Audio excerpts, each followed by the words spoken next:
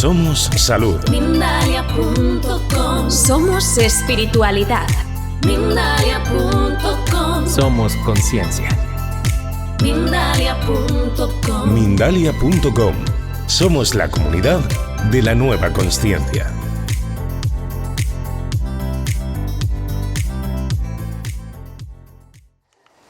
No contentos con esto, claro, diferencia muy notable del siglo XIX y el nuestro. Hay una cosa que quizás nosotros sí somos conscientes de lo que pasa en el presente, pero no tendemos a ver el pasado de la misma manera. Lo que puede estar pasando ahora mismo en Wisconsin lo podemos ver en el móvil, en directo. Si alguien está haciendo un directo en Instagram o lo que sea, lo vemos. Pero en el siglo XIX las noticias tardan en llegar. Entonces, si se genera una estafa en Estados Unidos, puede que en Estados Unidos se resuelva.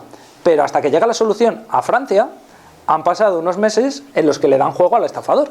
¿Qué es lo que ocurre con Buget? Que es este...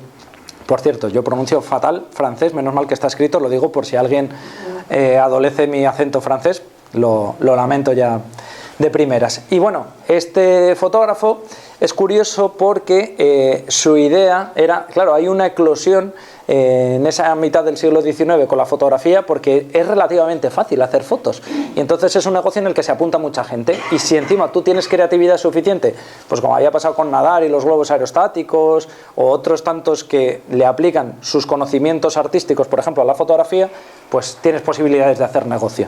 Sin embargo, este buen señor no les terminan de ir muy bien las cosas cuando se entera de ese fenómeno de la doble exposición de las fotografías. Claro, ¿qué ocurre? Él está en París y dice, esta es la mía. En Estados Unidos puede que lo desvelen en unos meses, pero mientras tanto él tiene juego. Y él lo que hace es adornar todo esto de muchísima más parafernalia, diciendo no solo que es fotógrafo, sino que es medium. Y que entra en trance y que en mitad del trance es cuando dispara la cámara y se consiguen esas fotografías. Que es un disparate de padre y muy señor mío.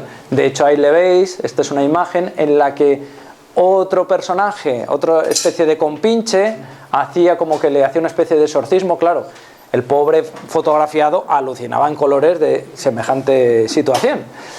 ¿Qué ocurre con todo esto? Que empieza a sacar fotografías a ese mismo nivel. Lo que ocurre, la diferencia entre Mulmer y Buget es que Buget lo hace con muñecos, es decir, crea figuras y con esas figuras hace las dobles exposiciones. De hecho, por ejemplo, esa figura le salió desproporcionada y tiene la cabeza más pequeñita. No hay un ser humano viviente con esa cabeza y esa mano. O la mano es muy grande o la cabeza es muy pequeña. Claro, ¿qué ocurre? Que genera el mismo fenómeno, es decir, aprovecharse de personas que, bueno, pues tenían una situación emocional más débil para hacer este tipo de cosas. Imparable. Infinidad de imágenes al mismo nivel. Si os fijáis, es la misma técnica que estaba utilizando Mulmer en Estados Unidos. Claro, y esto es interesantísimo. Hay una persona en París que dice, pero qué chorrada es esto, que es Allan Kardec. Allan Kardec dice, pero esto es un disparate. Esto no tiene ni pies ni cabeza. Ni este señor es medium, ni las imágenes que saca son espíritus, ni nada por el estilo. Claro, ¿qué ocurre? Aquí demuestra Allan Kardec, fijaos, si le hubiese sido fácil a Allan Kardec caer a lo mejor en todo esto y tal, cuando además lo defienden desde el punto de vista subiéndose al carro, digamos, del espiritismo. Pero Allan Kardec dice que no, que esto es una chaladura y que no tiene ni pies ni cabeza. De hecho, es muy probable, ¿veis? Otra cosa que nos pasa a nosotros, que como no hemos vivido en el siglo XIX, no tenemos presente lo que ocurría en el siglo anterior. Pero Allan Kardec ve que hay precedentes de esto, que en el siglo XVII y XVIII los jesuitas estaban utilizando las linternas mágicas, que ya en el XIX se seguían utilizando para espectáculos de feria y esas cosas. La linterna mágica básicamente es un proyector, ¿vale?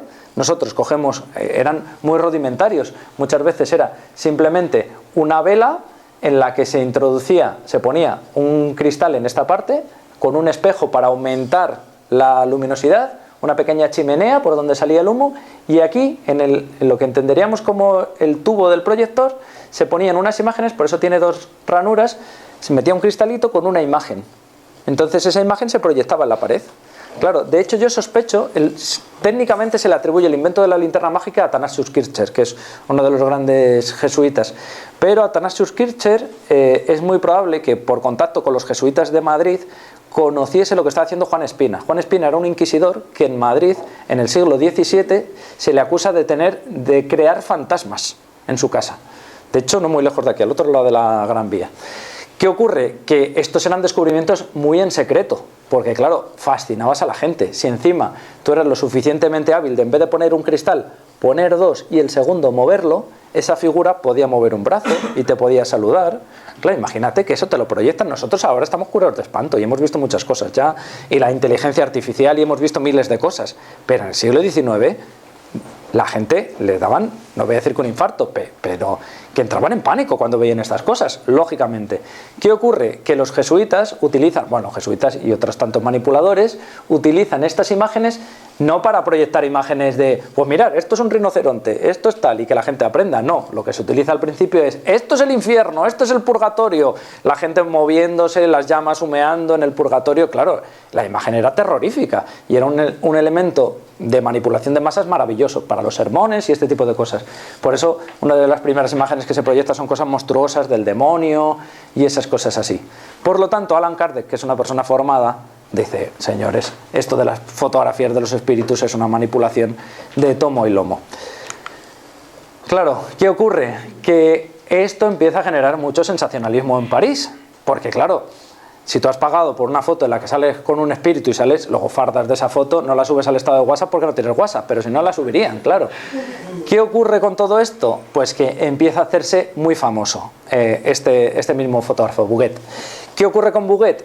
Que como todo el rato se las está dando de espiritista, de medium y de todas estas cosas, empieza a llamar la atención de las autoridades.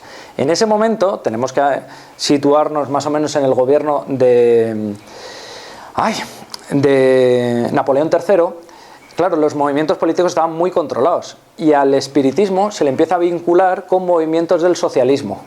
Claro, las autoridades tenían fichados a los espiritistas por ver si tenían esos vínculos con el socialismo y demás.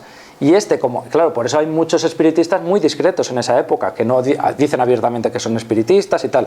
Y sin embargo, se hace hasta carteles de que es espiritista. Pues claro, da el cante y llama la atención a más no poder dentro de las autoridades policiales. Tanto es así que el inspector jefe de París, Guillaume Lombard, termina poniéndose tras la pista de este fotógrafo. En plan, ¿qué demonios está haciendo que se está haciendo tan famoso, que está ganando tanto dinero con la gente creyendo que les consigue captar imágenes de espíritus? Pues bien, al final termina lo previsible, que le terminan pillando y ya no le detienen ni por socialista ni por espiritista, sino por estafador. Claro, como era previsible. Y es muy curioso porque le condenan, creo que fueron a 600 francos, a sus otros compinches también a 400, y a él le metieron 1 año en la cárcel. Dicen que antes de que le metiesen en la cárcel cantó la Traviata, que dijo absolutamente todo, como lo hacía, renegó del espiritismo, dijo que nunca había sido espiritista, pidió perdón a toda la comunidad espírita por la que había liado. Y cuando esto es curioso porque, claro, un escarmiento así se te quitan las ganas, imagino yo, de hacer tonterías ya. Pero cuando termina ese proceso judicial, termina saliendo de prisión al año siguiente, vuelve a hacer fotografías. Claro, y diréis, ¿pero este tío no aprende o qué le pasa? Claro, bueno, en realidad sí que había aprendido. Disculpad, pero lo hace a otro nivel. ¿Qué está haciendo? Utilizar la fotografía como elemento lúdico. Es decir, de hecho, fijaos que es el mismo. En la imagen del centro le veis a él, es un autorretrato y luego un esqueleto con su propia cabeza. O él ya se empieza a... ya no es el espiritismo, sino que hace también fenómenos paranormales de telequinesia y un montón de movidas, que es simplemente luego borrar los hilos, cosas que relativamente eran sencillas en el mundo de la fotografía, o que incluso le surgen encargos. Diréis, ¿y de quién le surgen encargos? De los ilusionistas, de los magos, que cuando quieren hacer un cartel de su espectáculo recurren a este fotógrafo para que haga imágenes tan chulas como esta. Claro, esto, hombre, si lo ves en un cartel teatral, pues es lo primero lo que te va a llamar la atención, evidentemente.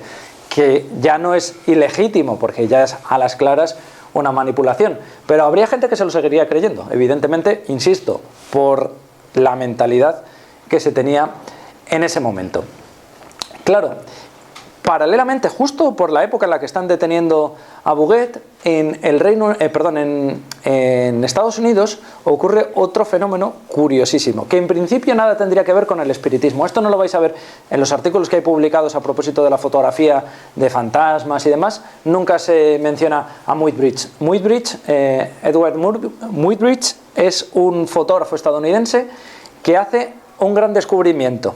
Fijaos que lo que siempre buscaban los fotógrafos desde ese 1820 y tantos, cuando Niepce hace esa primera fotografía, era reducir el tiempo. Porque claro, si tú quieres hacer una fotografía de un momento concreto, como podía ser pues una coronación o algo así, no puedes decir, a ver, no, póngale otra vez la corona, un momento, que es que no ha salido la foto. Claro, tiene que ser que lo capte en el momento, no puedes repetir acontecimientos históricos. Que por cierto, en esta época hay fotografías de guerra, que las fotografías de guerra es muy curioso porque no hay nada en la guerra, es un descampado con bolas de cañón, porque un fotógrafo con el mamotreto que tiene que llevar para hacer las fotos es el blanco perfecto, le matan en el primer balazo, claro. Entonces las fotografías de guerra son ya cuando ha pasado todo. ¿Qué ocurre? Que Muybridge descubre cómo acortar ese tiempo, ¿vale? Cómo hacer fotos de una exposición más corta, de tal manera que no solo consigue imágenes, por ejemplo, de un caballo galopando, sino que consigue fotos de fragmentos de segundo muy cortitos. De hecho, estas fotografías revolucionan toda la historia del arte. Y diréis, pues una foto de un caballo, tampoco es para tanto. De hecho, por cierto, dato curioso, el jinete es negro, es una de las primeras fotografías de un negro. Y porque nadie en el siglo XIX le hacía fotos a un negro, porque además en la sociedad de Estados Unidos, ¿a quién se le ocurre? Bueno, pues, ¿qué sucede en este momento? Que Muybridge descubre que las patas de los caballos al galopar se mueven tan rápido que nuestra vista no es capaz de percibirlo. Nosotros sabemos que se mueven las patas del caballo, pero no somos capaces de reproducir exactamente cómo se mueven. De hecho, si os fijáis, no os lo he querido traer por no defenestrar a Goya, pero Goya tiene, por ejemplo, cuadros, que es anterior a esta época, por supuesto, de caballos galopando, y es un caballo súper mal hecho, parece un caballo de un tío vivo, así con las patas de cualquier manera, y cuando hace un galgo ya es el galgo yéndose a otra dimensión. ¿Qué ocurre? Que al hacerse estas fotografías, los pintores dicen, ¡ey!, que hay momentos en los que, por ejemplo, solo se apoya en una pata el caballo. Y eso les permite hacer imágenes de caballos mucho más realistas. Después de estas fotografías, pues tendremos grandes pintores como Ulpiano Checa, que se especializa en caballos al galope, todas estas cosas. ¿Qué es lo interesante? Porque alguien puede decir, entonces nos estás diciendo, en esta conferencia vienes a decirnos que no hay fotos de espíritus ni de fantasmas. No exactamente, ¿vale? Ahora vamos a ver que puede haber otra vía. Lo que pasa es que hay que saber por dónde buscar. Lo que esto nos viene a decir, este descubrimiento que hace este fotógrafo estadounidense, es que las cámaras de fotos son capaces de captar lo que no captan nuestros sentidos. Que esto es súper curioso, ¿vale? Porque pensad, los colores, por ejemplo. Hay más colores de los que nosotros vemos. Nosotros, como seres humanos, solo vemos un espectro de colores, porque nuestra visión no puede percibir más. Estamos diseñados anatómicamente para percibir una horquilla de colores que van entre los infrarrojos y los ultravioletas. ¿Eso significa que no hay más colores? Claro que los hay, pero nuestros ojos no los ven. Igual que nuestro aparato auditivo no percibe las frecuencias de radio, y están todas las emisoras por aquí rodeándonos, pero no somos capaces de descodificar eso, porque esas ondas de radio, esa tecnología, sobrepasa a nuestros sentidos. ¿Qué ocurre? Que las fotografías empiezan a demostrar en esta época que son capaces de hacer cosas que no hacen nuestros sentidos. Nuestros sentidos no son capaces de percibir esto. Os voy a poner un ejemplo evidentísimo, que lo podéis ver en cualquier momento. Un globo de agua. Nosotros cogemos un globo de agua, lo pinchamos, y yo os digo, representar cuando se pincha un globo de agua. Todos haríamos el agua así, moviéndose, expandiéndose. Pero en realidad, gracias a las fotografías, esto es una fotografía que hice yo, que es nada, con el temporizador y poniendo los parámetros exactos. Hay un momento cuando se pinchan los globos de agua que el agua se queda con forma de globo unos instantes en el aire y luego se rompe. Pero eso, si no es por las fotografías, nunca lo hubiésemos descubierto, porque nuestro ojo no es capaz de verlo. Mejor dicho, nuestro ojo es capaz de verlo, pero nuestro cerebro no es capaz de procesarlo, ¿vale? ¿Qué ocurre con todo esto? Que esto permite hacer muchas más cosas. Por ejemplo, nuestra visión tampoco percibe el calor, y hay animales que perciben, los reptiles, por ejemplo, muchos de ellos perciben el calor de otros animales. Ya hay cámaras que sí que ya han llegado a ese nivel, las cámaras que utiliza el ejército, por ejemplo. ¿Qué es lo interesante? Que nosotros tenemos, además de los límites, tener cuidado con nuestros prejuicios cognitivos, es decir, nuestros sesgos cognitivos. ¿A qué me refiero con esto? Yo hice esta fotografía bastante de broma. Voy a ver si pudiese bajar un poco más. No sé si veis una figura que aparece. Esta foto no está trucada, ¿eh? Esta foto está tal cual salió de la... Le hice con una tarjeta de memoria externa y os podría traerla, hacer otra si queréis, y con la misma tarjeta traerosla. Ni Photoshop ni historias. Está hecha tal cual. Claro, ¿qué ocurre? Que si vosotros me veis con un dedo encima de un vaso en una mesa, lo primero que un vaso da la vuelta, lo primero que pensáis va a ser que estoy haciendo la ouija. ¿Por qué? Pues porque en nuestra sociedad no se le da la vuelta a un vaso y se le toca con un dedo para ninguna otra cosa que no sea la ouija. Claro. ¿Qué ocurre? Que al lado aparece una figura que nosotros, por nuestros sesgos cognitivos, por nuestro bagaje cultural, interpretamos que no es un cerro de ropa sin planchar, sino que es un fantasma, porque es una especie de personaje ahí lúgubre que si incluso nos centrásemos más se llega a ver su mano también ahí. Y pero ¿cómo demonio no va a estar trucada esta foto? Ya os digo, no hay ningún fantasma, no, ni un espíritu ni nada. De hecho soy yo mismo. ¿Cómo se hace esta fotografía? Jugando con el tiempo de exposición. Si en vez de hacer una fotografía que dure un fragmento de segundo, la pones que dure 2 minutos, por ejemplo, que en 2 minutos te da tiempo de sobra para cubrirte con una toalla, poner el dedo en el vaso, estar unos instantes, quitarte la toalla, tirarla encima de la cama, ponerte la otra silla y volver ahí y quedarte más tiempo para que esa segunda imagen salga más nítida, lo consigues, ¿vale? Es relativamente fácil de hacer. Pero ¿qué pasa? Que yo no solamente estoy jugando con el trucaje de la foto, yo podría decir, no, mira, la foto está sin manipular. No solo estoy jugando con esa imagen, no manipulo la imagen, pero sí manipulo vuestras cabezas, claro, porque utilizo cosas que sé que cualquier persona normal pensaría en ese contexto, ¿vale?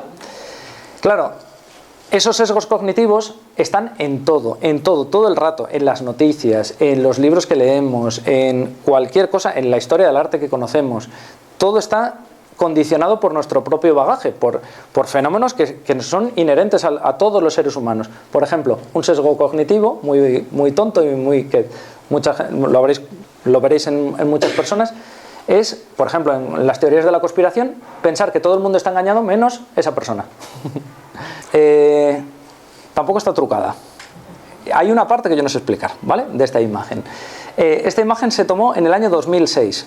La toma un amigo de un amigo mío. Esto parece sí que es un poco leyenda urbana, pero la toma esta otra persona. Iban en el mismo coche. Se hace en Alicante desde un coche en movimiento por la noche, con una cámara digital del año 2006, ¿vale? Es decir, que tenía muy pocos megapíxeles. Era una cámara de una calidad muy limitada. Es una fotografía desde el coche por probar, simplemente sin ningún objetivo, no querían ni captar algo ni nada, era simplemente pues el típico ejercicio que haces cuando tienes una cámara nueva y vas probando cosas, a ver qué sale con los parámetros de la cámara y tal. Pero al parecer, tal como me cuentan a mí, la hacen en modo automático. Por la noche disparan y ya está. Empezamos con los sesgos cognitivos. Yo me fío mucho de este amigo mío, de hecho es que me llevó la web durante un montón de años y este otro amigo suyo no tiene por qué mentirnos. De hecho, él vio cómo se hacía la fotografía. ¿Eso significa que todo el mundo está diciendo la verdad? No, porque mi amigo puede ser un traidor y yo no lo sé. Tengo que contar con esa posibilidad. Creo que no es un traidor, pero podría serlo, ¿vale? Me podría estar engañando. Esa otra persona podría estarle engañando a él. Podría haberle dicho que ha hecho esa fotografía en ese momento y es verdad que este amigo mío reconoce ese territorio que coincide con el lugar donde hicieron la foto. Pero también es cierto que esta otra persona podía haber ido la noche anterior a hacer la misma foto, dejarla en la tarjeta de memoria y presentársela al día siguiente como foto realizada en ese momento. Todo es posible, ¿vale? Pero si nos atenemos a la parte más fiable, es decir, a pensar que hay buena fe en todo esto, la imagen que estamos viendo es una calle de Alicante en el que ellos sí recuerdan que había una serie de coches y había una mujer con un carrito, ¿vale? Y de hecho, si editamos la fotografía y cambiamos los tonos, sí que se aprecia, ¿vale? De hecho, datos curiosos, solamente con esta imagen yo sé que no solamente se estaba moviendo el coche en el que circulaban, sino que al hacer la foto movieron la cámara. ¿Por qué sabemos que se mueve la cámara? Porque si os fijáis, en la parte, entendiendo ya que esto es un coche, y este brillo es del retrovisor, el brillo está subiendo para arriba y se mueve en paralelo a cómo se está moviendo la luz de aquella farola. Por lo tanto, no es que dé la casualidad de que haya un terremoto y se mueva el coche y la farola, sino lo más probable es que se mueve la cámara al hacer la fotografía. Efectivamente, aquí hay una señora con un carrito. De hecho, se aprecian incluso las ruedas del carrito. Si retrocedemos a la imagen anterior, más o menos se intuyen ahí las ruedas del carrito. Y ahí está. Claro. Claro. Pero todos estáis viendo una cara. Claro. Y ahí también se ve. Claro. Hay un sesgo cognitivo que es que todos los seres humanos, nuestro cerebro está diseñado para ver caras. De hecho, lo habréis visto muchas veces. Un mechero, lo coges así desde un ángulo y parece como una carita sonriente. O una mochila, un bolso. Hay muchas cosas, una mancha, un enchufe puede parecernos, o un grifo puede parecernos a veces una cara, porque nuestro cerebro está diseñado para reconocer rostros. ¿Qué es lo que ocurre? Que aquí se está alterando todo muchísimo, ¿vale? Es verdad que es forzar mucho la máquina de la fotografía. Yo intuyo que como el coche está circulando en esa dirección, la persona que hay aquí, esta señora, parece como que se hubiese duplicado. Como me dupliqué yo en la imagen anterior, solo que ella está quieta y se ha duplicado porque el coche se mueve. Y esto puede ser como el pelo de la señora. Podría ser. ¿Qué me pasó? Pero claro, es indudable que aquí se aprecia como una nariz, un ojo, las pestañas, la ceja, algo así, y el labio superior y el labio inferior con la boca abierta. Es que como... se ve más que lo del carrito y eso. Lo del carrito no Claro. lo veía. Lo del carrito es indudable que está. Quiere decir, porque estas personas recuerdan que había una persona con un carrito. Pero aquí lo que más se ve es un rostro sorprendido. ¿Qué ocurre con todo esto?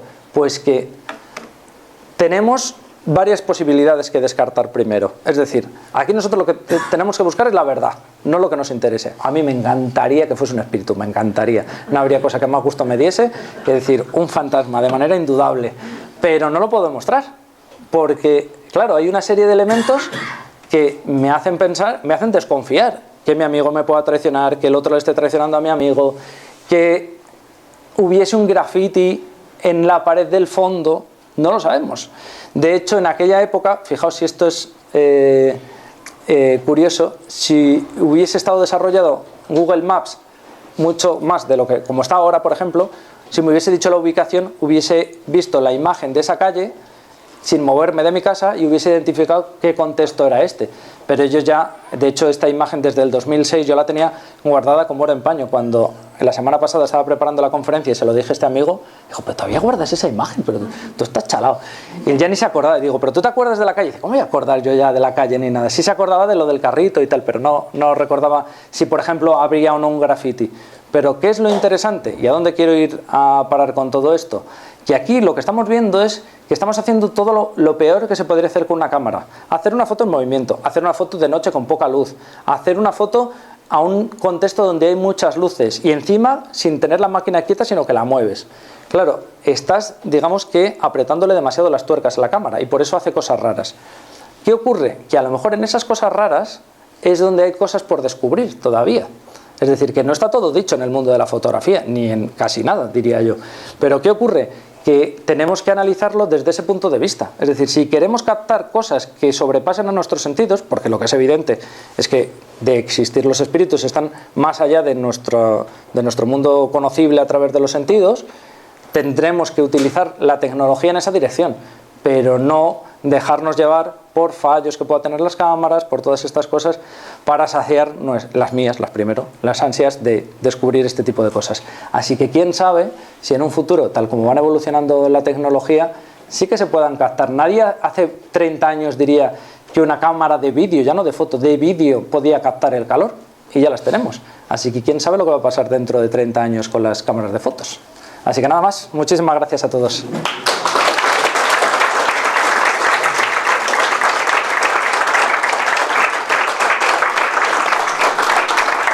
Por cierto, si hay cualquier pregunta, cualquier consulta, crítica, pedradas, lo que queráis, es el momento.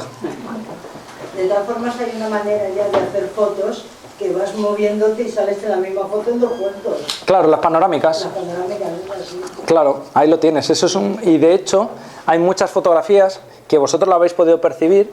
Por ejemplo, cuando haces una fotografía en un sitio donde no hay mucha luz y de repente hay alguien que ha apoyado la mano en la barandilla y se ha ido. Y la barandilla estaba en un sitio donde había muy buena luz. Pues de repente aparece una mano ahí de la nada. ¿Y esa mano de quién es? De hecho, tengo fotos en el acueducto de Segovia que estoy por un lado, la mano aparece por aquel lado y muy divertidas. Claro. ¿Por allí hay una consulta? Yo no hablo muy bien español. No pasa nada. ¿Has visto las fotos de los medios que soltan El ectoplasma? Materializan espíritus? ¿Ya has visto, ya tienes conocimiento de esto? Las he visto, pero no tengo conocimientos, porque es justo la generación de después de estas fotografías que os he enseñado. Eso sería, para una segunda conferencia estaría guay, porque ya son casi todas del siglo XX y ya las cámaras han evolucionado, se hacen otras cosas y no tengo un criterio, no te puedo decir nada. No sé, mi opinión no vale para nada, no te podría decir nada.